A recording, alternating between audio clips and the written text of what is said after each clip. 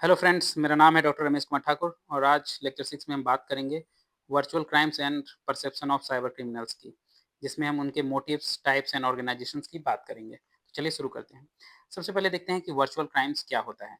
Basically cyber crime and virtual crime ये similar ही हैं, क्योंकि वर्चुअल स्पेस में जो क्राइम होते हैं वही वर्चुअल क्राइम है। अब हम यहाँ देखेंगे कि साइबर क्रिमिनल्स बेसिकली होते कौन हैं, वो कमिट क्यों करते हैं क्राइम और वो कैसे ऑपरेट करते हैं। तो चलिए देख लेते हैं। सबसे पहले ये देखते हैं कि कैरेक्टरिस्टिक्स एंड मीनिंग्स क्या-क्या हैं। So virtual crime basically illegal activity हैं जो कि डिजिटल एनवायरनमेंट में होते हैं। तो वर्चुअल एनवायरनमेंट में जो क्राइम है वही वर्चुअल क्राइम है और साइबर क्राइम भी साइबर स्पेस में होता है जो कि वर्चुअल है, तो मोर और लेस साइबर क्राइम भी वर्चुअल क्राइम ही है। ठीक है? सो अब यहाँ देखते हैं कि इसकी क्या-क्या कैरेक्टरिस्टिक्स हैं। सबसे पहले तो कोई बाउंड्री नहीं होती है।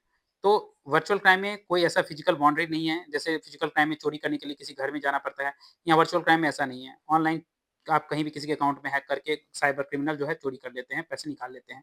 देन चीज़ें दूसरी हैं एनोनिमस होती हैं। पता नहीं चलता है कि किसने क्राइम किया है, वो अपनी आइडेंटिटी छुपा लेते हैं, वीपीएन वगैरह का यूज़ करते हैं।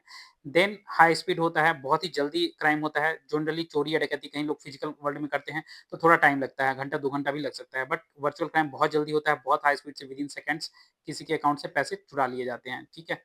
देन डिटेक्शन ये काफ़ी डिफ़िकल्ट होता है क्योंकि डिजिटल नेचर है, पता नहीं चलता है किसने चुराए हैं, कैसे चुराए हैं, कहाँ से किस सर्वर का यूज़ किया है। तो ये इसके इम्पोर्टेंट कैरेक्टरिस्टिक्स होते हैं वर्चुअल क्राइम के। अब देख लेते हैं इनके टाइप्स। सबसे पहले फाइनेंशियल एंड आइडेंटिटी क्राइम्स देख लेते हैं।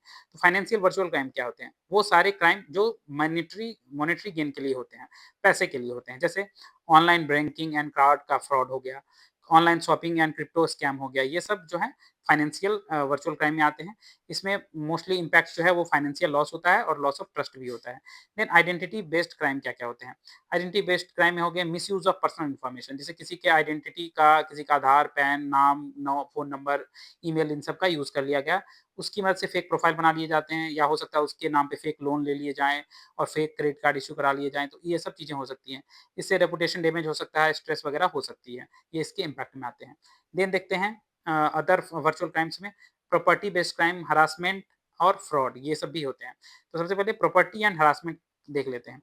तो वर्चुअल प्रॉपर्टी क्या-क्या होती है? जैसे किसी की डिजिटल पायरेसी हो गई, कहीं पे किसी का बुक है, कोई ऐसे चीज़ हैं जो पायरेटेड वर्ज़न उसका निकाल दिया गया, मूवी, सॉन्ग वगैरह का, वो भी क्राइम है। देन आईपी थेफ्ट, किसी का डिज़ाइन चुरा लिया गया, इल्लीगल डाउनलोड कुछ कर लिया गया, ये सब वर्चुअल प्रॉपर्टी क्राइम में आते हैं।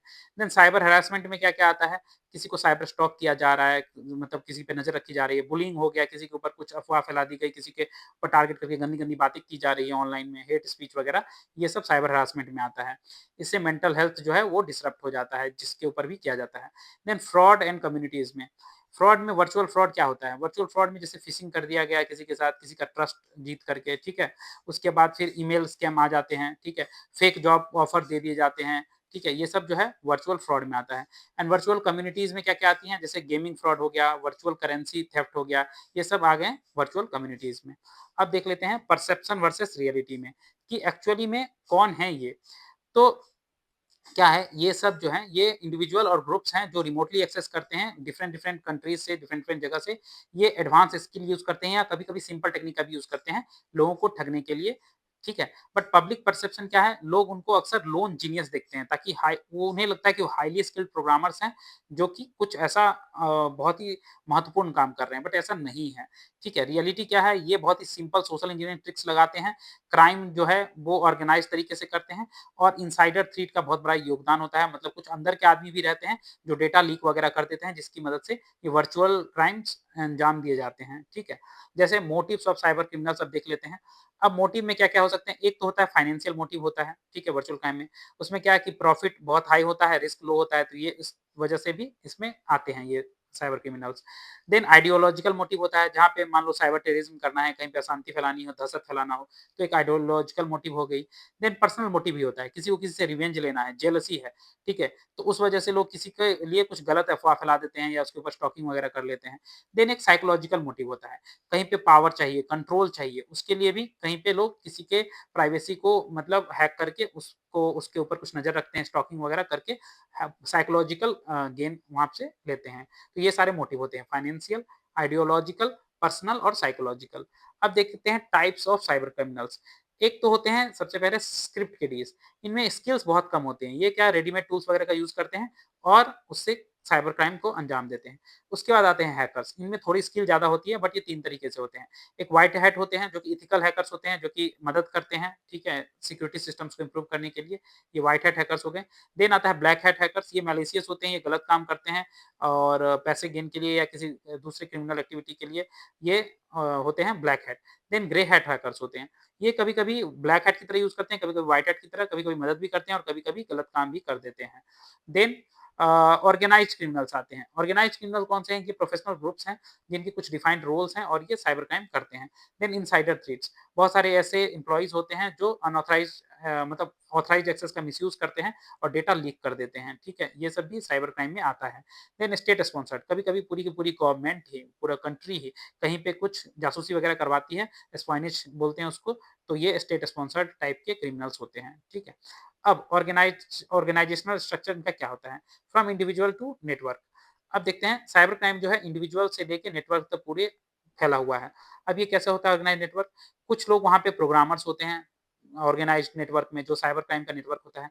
कुछ लोग डेवलपर्स होते हैं, कुछ लोग डेटा ब्रोकर्स होते हैं, कुछ मनी म्यूल्स होते हैं और कुछ कोऑर्डिनेटर्स होते हैं, ठीक है? डेटा ब्रोकर्स डेटा उठा के लाते हैं, प्रोग्रामर्स प्रोग्राम करते हैं, डेवलपर्स कुछ ऐसे सिस्टम डेवलप करते हैं, मनी म्यूल्स जो कि बीच के लोग होते हैं जो क्रिमिनल्स को हेल्प करते हैं, खुद क्रिमिनल्स नहीं होते हैं बट हेल्प करते हैं, अपना अकाउंट देके या कुछ बीच के बंदे बन के और कोऑर्डिनेटर्स इन सब चीज़ों को कोऑर्डिनेट करते हैं, ठीक है? ऑनलाइन टू ऑफलाइन, ये होता है पूरा इनका network. Then cyber crime as a service, कभी-कभी ये जो मैलवेयर जो मैलिशियस सॉफ्टवेयर वायरस वगैरह है, उसको एज़ अ सर्विस भी बेच दिया जाता है कि इसे लो और डायरेक्ट क्राइम शुरू करो। तो इसमें मैलवेयर, फिशिंग, रैनसमवेयर ये सब आ गया है, इसे एज़ अ सर्विस बना के सॉफ्टवेयर बना के बेच दिया जाता है, क्रिमिनल्स उसे खरीदते हैं और इन सॉफ्टवेयर्स और इन सर्विसेज़ का यूज़ करके साइबर क्राइम को अंजाम देते हैं, ठीक है? नाउ टूल्स एंड चैलेंजेज़ में क्या-क्या हैं? टूल्स क्या-क्या हैं यहाँ पे? टूल्स होते हैं कोई मैलवेयर हो गया, मैलिशियस सॉफ्टवेयर जैसे वायरस, वॉर्म्स ट्रोजन हॉर्स ये सब। देन फिशिंग किट्स आते हैं, बॉटनेट आते हैं, डार्क वेब मार्केट प्लेस ये सब आते हैं। इनकी मदद से सबसे पहले तो साइबर क्राइम किया जाता है। देन हाइडिंग में एन्क्रिप्शन सर्विसेज़ का यूज़ करते हैं, एनोनिमस नेटवर्क्स वगैरह का यूज़ करते हैं ताकि हम पता ना चले आइडेंटिटी क्या है क्रिमिनल की। देन इसमें चैलेंजेज़ क्या आते हैं आइडेंटिफिकेशन में? सबसे पहले तो इंटरनेट का जो नेचर है एनोनिमस नेचर उसका ये लोग यूज़ करते हैं, तो इनको पकड़ना काफ़ी मुश्किल है। देन क्रॉस बॉर्डर ऑपरेशन होता है। एक कंट्री से बैठा हुआ आदमी दूसरे कंट्री में साइबर क्राइम करता है, तो पकड़ना उसके लिए भी मुश्किल हो जाता है। देन ज्यूरिडिक्शनल कोऑपरेशन का बहुत ही अभाव है, लैक है। मतलब ए कंट्री वाला अगर बी कंट्री को सपोर्ट नहीं करता है, तो फिर हम उस बी कंट्री वाला ए कंट्री में बैठे हुए क्रिमिनल को नहीं पकड़ सकता है, ठीक है? तो ज्यूरिडिक्शनल कोऑपरेशन नहीं होता है, ये एक बहुत ही बड़ा जो चैलेंज है। देन इम्पैक्ट एंड इम्पोर्टेंस क्या है? इम्पैक्ट में सबसे पहले तो इंडिविजुअल पे फाइनेंशियल लॉस होता है इम्पैक्ट में, ट्रॉमा हो जाता है लोगों को। ऑर्गेनाइजेशन पे क्या इम्पैक्ट होता है? कोई डेटा लीक हो गया, लीगल इश्यू हो जाता है। सोसाइटी पे क्या इम्पैक्ट होता है? डर बढ़ जाता है, सोसाइटी में दहशत फैल जाती है, सोसाइटी डिस्टर्ब हो जाती है। देन इम्पोर्टेंस क्या-क्या है? अंडरस्टैंडिंग बिहेवियर जो भी बिहेवियर है साइबर क्रिमिनल का, उसको हम समझ के एक बेटर स्ट्रैटेजी बना सकते हैं, साइबर सिक्योरिटी को स्ट्रॉन्ग कर सकते हैं। देन प्रिवेंशन के लिए क्या किया जा सकता है? अवेयरनेस फैलाया जा सकता है, एजुकेशन फैलाया जा सकता है कि कैसे चीज़ों को हम समझें कि साइबर क्राइम क्या होता है, क्या करना चाहिए, क्या नहीं करना चाहिए, डूज़ डोंट्स वगैरह। तो इससे हम बहुत ही अच्छी सिक्योरिटी प्रैक्टिसेस करके और साइबर क्राइम को रोक सकते हैं। अब एक यहाँ पे केस इलस्ट्रेशन दिया हुआ है कि मान लो ग्लोबल फिशिंग ग्रुप है, वो कहीं पे फेक ईमेल्स भेजता है और जो विक्टिम है उसको डिसीव कर लेता है कि मान लीजिए आपके नाम पे करोड़ों रुपए छोड़ दिए गए हैं, आपको बस रिसीव करने के लिए कुछ डेटा देना है और लोग लोभ में क्या है वो डेटा दे भी देते हैं। तो इससे क्या है स्टोलन डेटा वगैरह का यूज़ किया जाता है, कहीं किसी का नाम, ईमेल वगैरह चुरा लिया जाता है और उसका यूज़ किया जाता है वो फेक ईमेल बनाने में। देन कुछ मनी म्यूल्स भी होते हैं जो फंड को लॉन्डर करते हैं। मान लो ओरिजिनल आदमी तक फंड मतलब साइबर क्रिमिनल कई बार क्या करते हैं बीच में बिचौलिए 10-20 लोग रखते हैं, उनके अकाउंट में पैसे मंगवा लेते हैं, फिर उनको कुछ परसेंटेज देके पैसा फिर अपने में ट्रांसफ़र करवा लेते हैं, ठीक है? तो ये एक ऑर्गेनाइज़्ड प्रॉफिट ड्रिवन क्राइम होता है, एनोनिमस होता है, लोग पहचान नहीं पाते हैं और इसकी वजह से साइबर क्राइम का जो है मॉडर्न नेचर बहुत ही खतरनाक हो गया है और आए दिन साइबर क्राइम की घटनाएँ घटती रहती हैं। आई होप आप लोग को ये समझ में आ गया होगा। थैंक